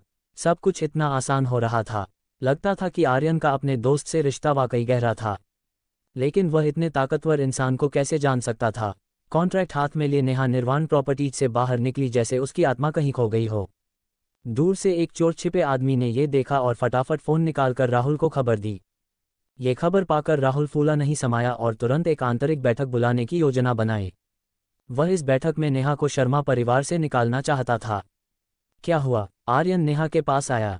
उसे खोया हुआ देखकर सोचा कि कहीं अभिमन्यु ने उसका अच्छे से स्वागत तो नहीं किया। कॉन्ट्रैक्ट पर हस्ताक्षर हो गए। नेहा ने आर्यन को देखा और सुन स्वर में बोली। आर्यन मुस्कुराया और बोला, अब जब कॉन्ट्रैक्ट हो गया तो तुम इतनी खोई खोई क्यों लग रही हो? नेहा खोई नहीं थी, लेकिन यह एहसास उसे इतना अवास्तविक लग रहा था जैसे सपना हो। तभी नेहा का फोन बजा। राहुल शर्मा के 3 शब्द देखकर वह बेबस होकर बोली, राहुल को सचमुच इंतजार नहीं हो रहा, लेकिन इस बार उसे निराशा ही हाथ लगेगी। आर्यन बोला, ये सब तुम्हारी वजह से हुआ, अगर तुम ना होते तो हमारा परिवार खत्म हो जाता। नेहा ने आर्यन को कृतज्ञता से देखा। इस बारे में तुम्हारे सिवा किसी को मत बताना। क्यों? नेहा ने हैरानी से आर्यन को देखा। ये बात आर्यन की शर्मा परिवार में हैसियत बदलने के लिए काफ़ी थी। फिर वह इसे क्यों छिपाना चाहता था? तुम्हें भविष्य में पता चलेगा, आर्यन बोला। नेहा ने सिर हिलाया। इलेक्ट्रिक स्कूटर पर सवार होकर आर्यन नेहा को कंपनी ले गया और फिर एक छोटी दुकान पर आया। वह और दुकान का मालिक एक दूसरे को देखकर मुस्कुराए। भले ही उन्होंने कुछ नहीं कहा, लेकिन मालिक को पता था कि आर्यन जिस वक्त की बात कर रहा था वह आ गया था।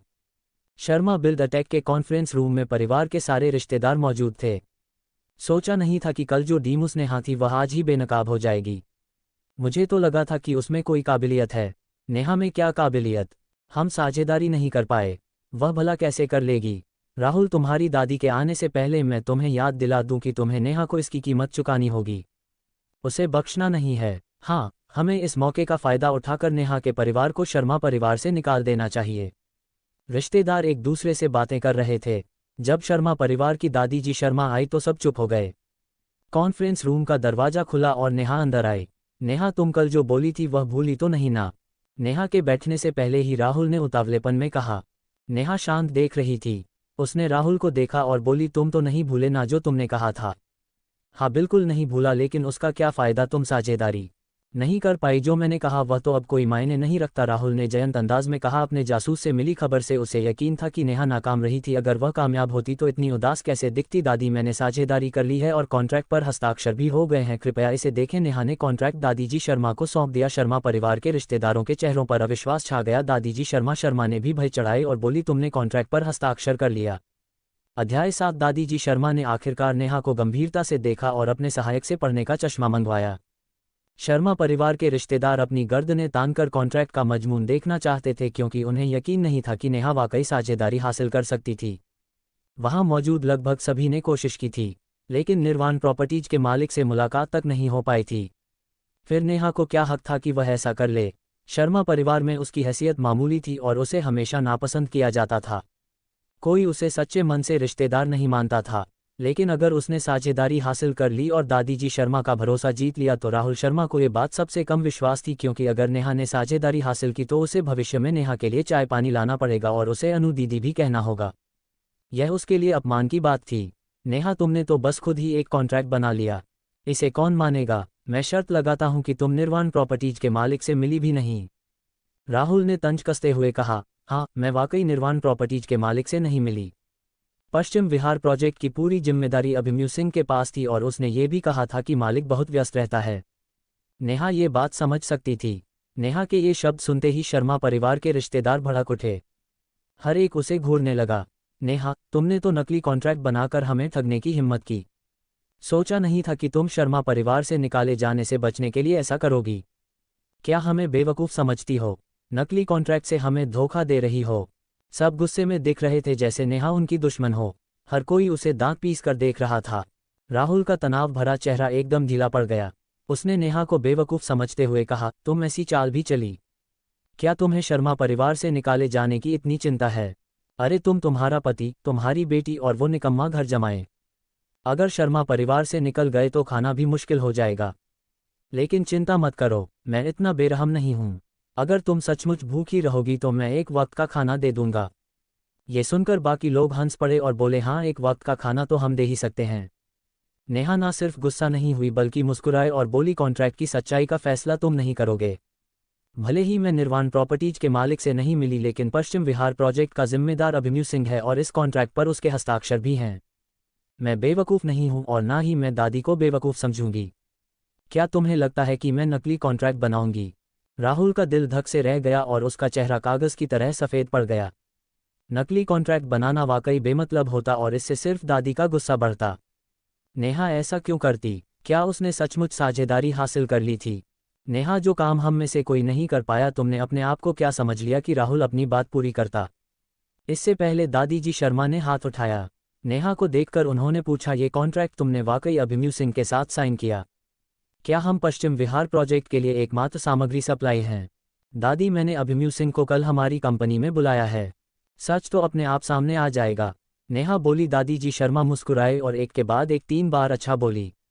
ये 3 अच्छा शब्द शर्मा परिवार के रिश्तेदारों के सीने पर घंटी की तरह बजे, जिससे उन्हें बहुत बेचैनी हुई। नेहा को वाकई दादी जी शर्मा की तारीफ मिली थी। नेहा को शर्मा परिवार से निकालना तो दूर, शायद उसे भविष्य में अहम जिम्मेदारी मिले।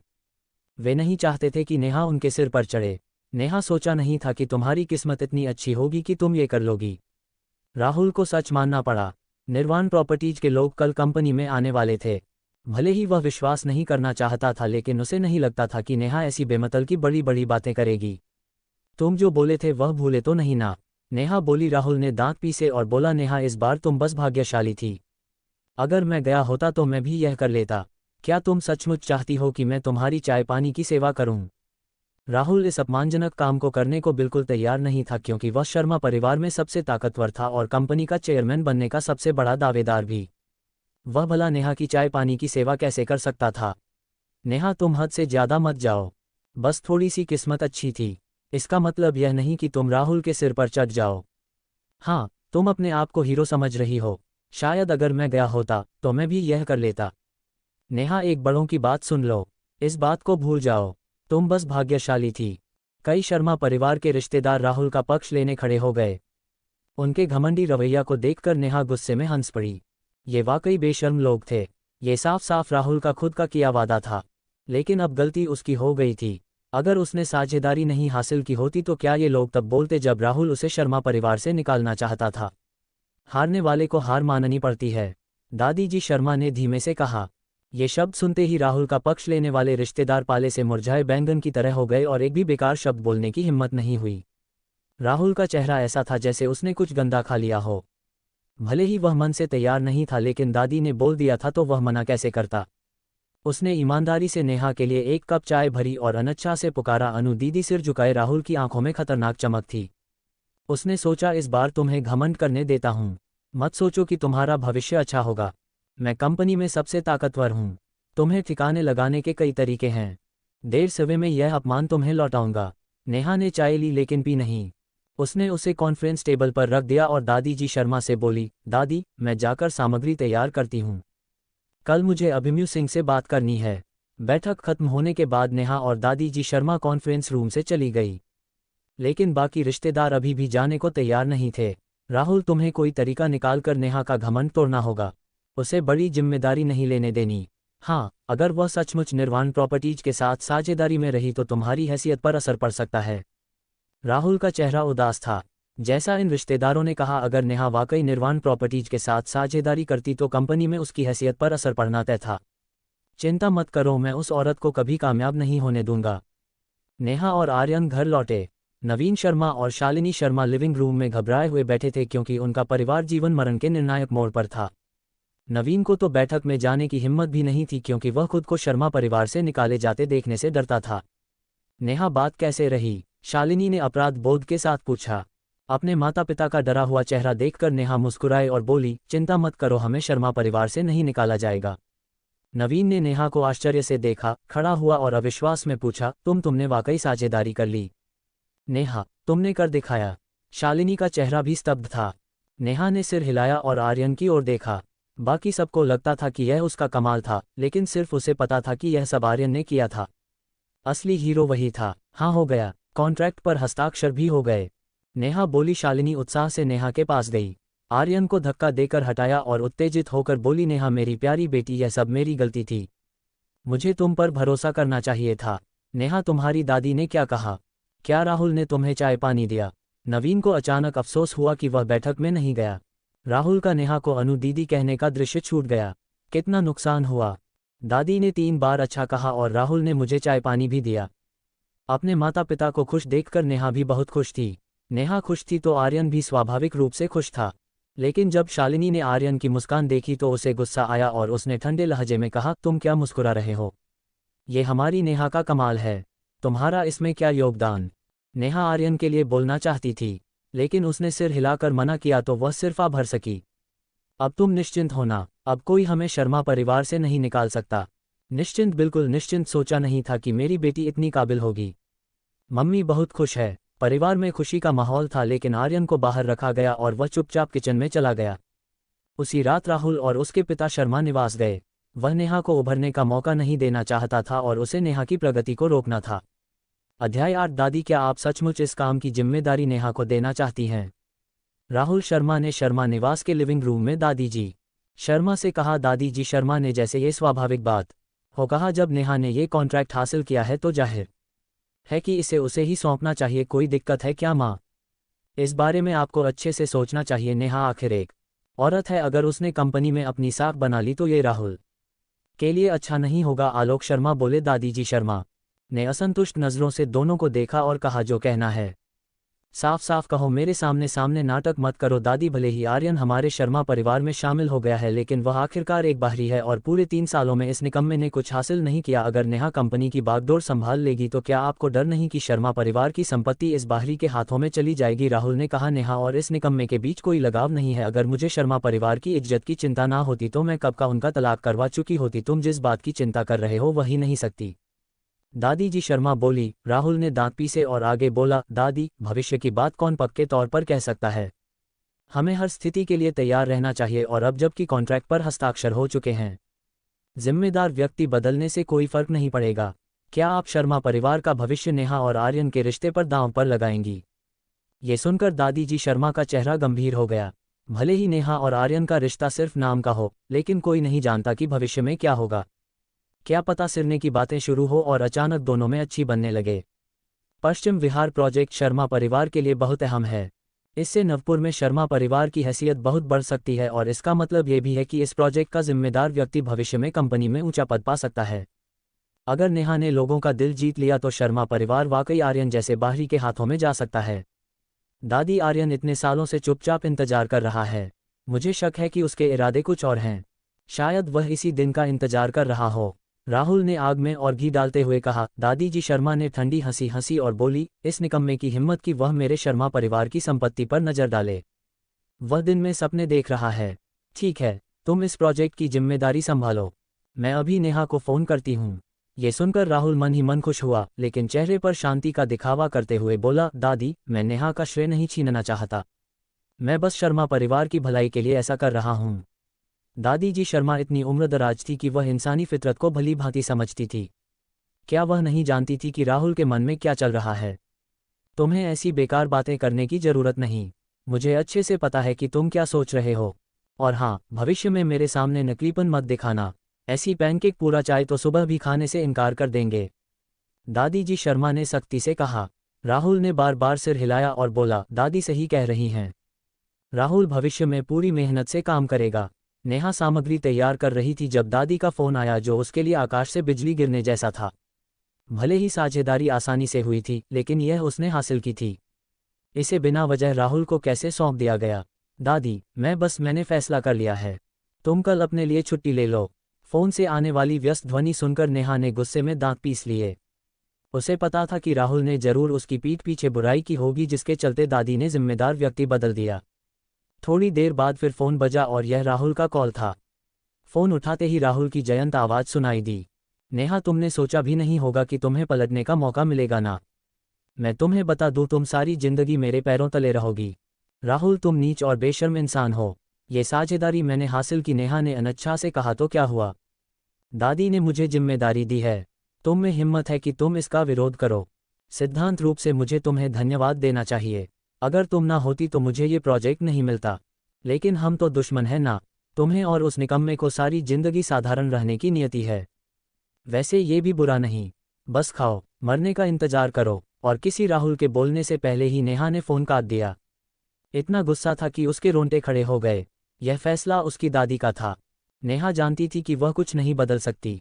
राहुल ने उसके सामने अपनी ताकत का प्रदर्शन किया और वह बेबस थी। नेहा ने गुस्से में चीखकर अपनी भड़ास निकाली। इस हंगामे ने नवीन शर्मा और शालिनी शर्मा को चौंका दिया और दोनों कमरे से भागकर लिविंग रूम में आए। नेहा क्या हुआ? क्या आर्यन ने तुम्हें परेशान किया? शालिनी ने घबराए चेहरे से कहा। भले ही आर्यन और नेहा की शादी को 3 साल हो गए थे, शालिनी जानती थी कि नेहा ने इन 3 सालों में आर्यन को छूने तक नहीं दिया था और वह नहीं चाहती थी कि उसकी कीमती बेटी उस निकम्मे आर्यन के हाथों बर्बाद हो। क्या हुआ? नवीन ने भी घबराते हुए पूछा। नेहा बस अपना गुस्सा निकाल रही थी क्योंकि मामला पहले ही तय हो चुका था। उसने कहा, कुछ नहीं, मैं बस उदास हूं और अपनी भड़ास निकालना चाहती हूं। उदास होने की क्या बात है? तुमने तो निर्वाण प्रॉपर्टीज का कॉन्ट्रैक्ट हासिल कर लिया। भविष्य में तुम ही इस प्रोजेक्ट की जिम्मेदारी संभालोगी। हमारे परिवार की कंपनी में हैसियत और ऊंची होगी। तुम्हें खुश होना चाहिए। नवीन ने मुस्कुराते हुए कहा। पापा, दादी ने जिम्मेदार व्यक्ति बदल दिया। उन्होंने मुझे जिम्मेदारी नहीं दी, राहुल ने मेरी जगह ले ली। नेहा ने उदास होकर कहा, क्या? नवीन ने आश्चर्य से कहा, नेहा ने साफ साफ कॉन्ट्रैक्ट हासिल किया था। फिर राहुल को जिम्मेदारी कैसे दे दी गई? शालिनी इतना गुस्सा हुई कि उछलने कूदने लगी और चिल्लाकर बोली, राहुल, वह जरूर तुम्हारी दादी के पास जाकर तुम्हारी बुराई की होगी। नहीं, मैं अभी उससे जाकर हिसाब करूंगी। शालिनी को घर से बाहर भागते देख नवीन ने जल्दी से उसे पकड़ा और बोला, यह फैसला मान लिया है। अब तुम राहुल के पास जाकर क्या कर लोगी? क्या करूंगी? हर बार हम समझौता करते हैं, क्या हमें बस उसे हमारे सिर पर चढ़ने देना चाहिए? नवीन शर्मा, तुम्हारी इस निकम्मेपन की कोई हद है, शालिनी ने गला फाड़कर चिल्लाया। नवीन इतना डरपोक था कि उसने फिर कुछ नहीं कहा। नेहा को मजबूरन बोलना पड़ा। मम्मी पापा सही कह रहे हैं, तुम्हारा शोर मचाने से कुछ नहीं होगा। क्या हम इसे ऐसे ही छोड़ दें? तुमने इतनी मेहनत से साझेदारी हासिल की और इसका फायदा राहुल को मिले, क्या तुम्हें यह मंजूर है? शालिनी बोली, नेहा को ये कैसे मंजूर हो सकता था? लेकिन कंपनी दादी की है, भले ही वह नाक थी, उसे गुस्सा पीना ही था। इस वक्त आर्यन कमरे के दरवाजे पर आया और नेहा से बोला, चिंता मत करो, इस प्रोजेक्ट की जिम्मेदारी तुम्हारे सिवा कोई और नहीं ले सकता। शालिनी पहले से ही गुस्से में थी और आर्यन को देखकर उसका गुस्सा और भड़क गया।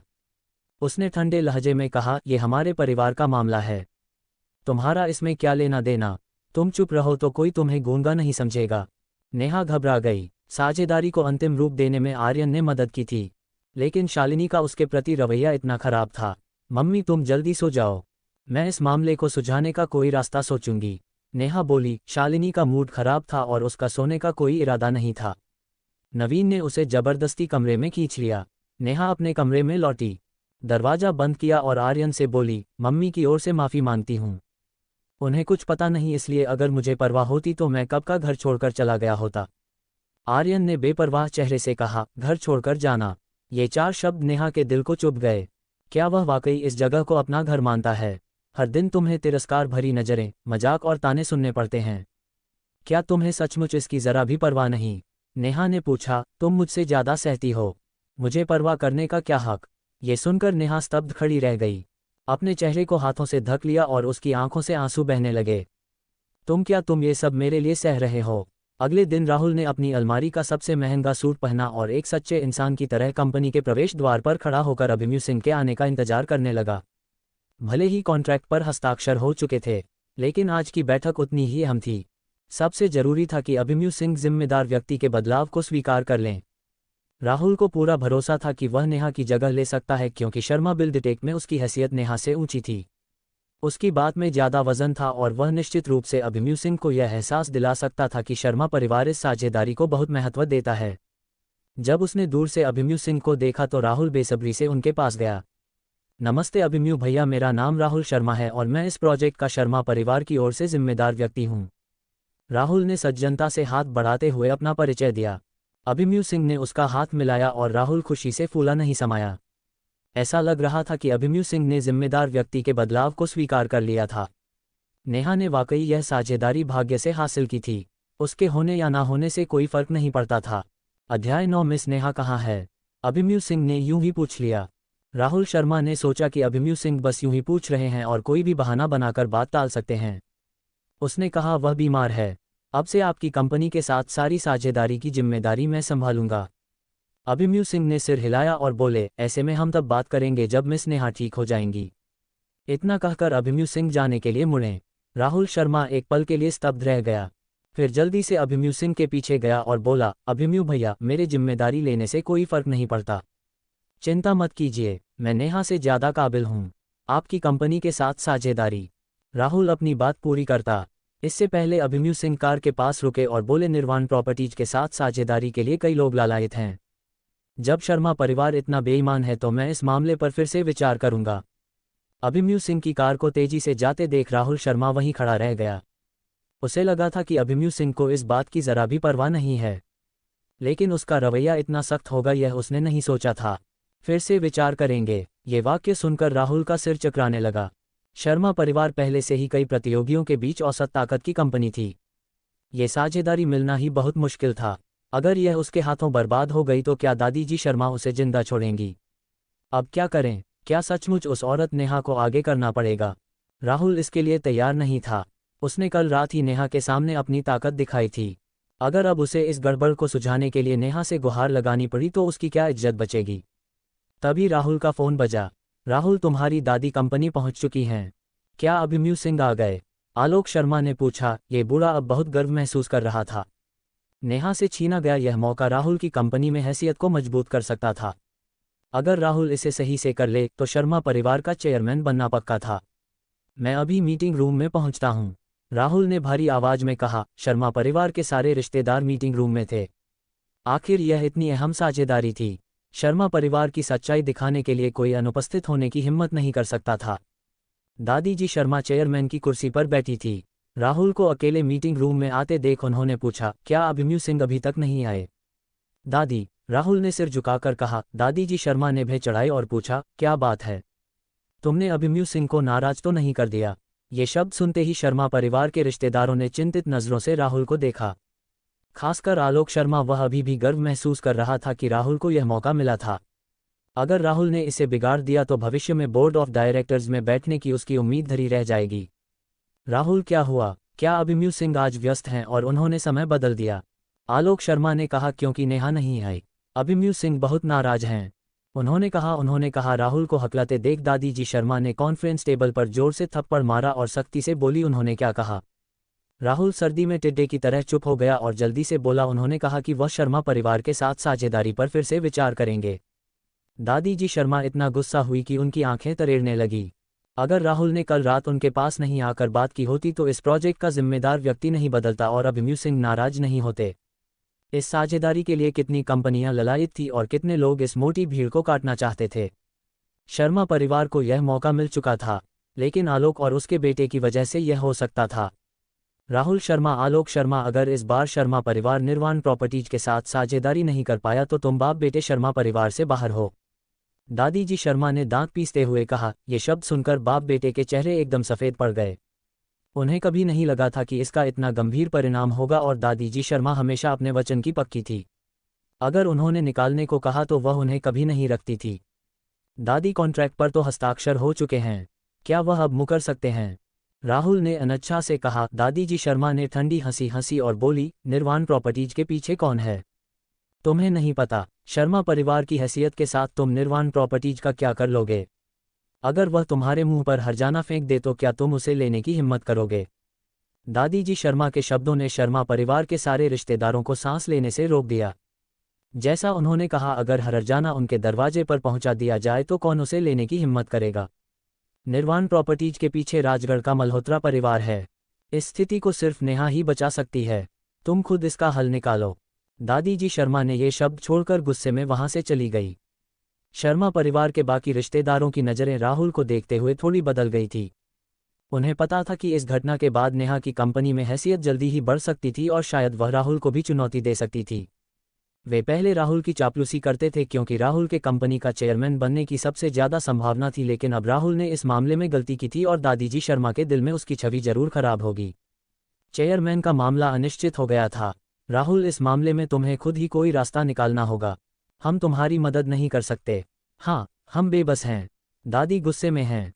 तुम जल्दी कोई रास्ता निकालो, हमारे पास और काम है। हम पहले चलते हैं। रिश्तेदारों का झुंड पक्षियों और जानवरों की तरह बिखर गया। मीटिंग रूम में सिर्फ आलोक शर्मा और राहुल शर्मा बाप बेटे रह गए। आलोक शर्मा का चेहरा गुस्से से लाल हो गया था और उसने गुस्से में कहा, पता नहीं नेहा ने अभिमन्यु सिंह को कौन सी दवा दी है। तुम अपनी कंपनी की हैसियत के साथ उससे बात कर रहे हो, फिर भी वह तुम्हें भाव नहीं दे रहा।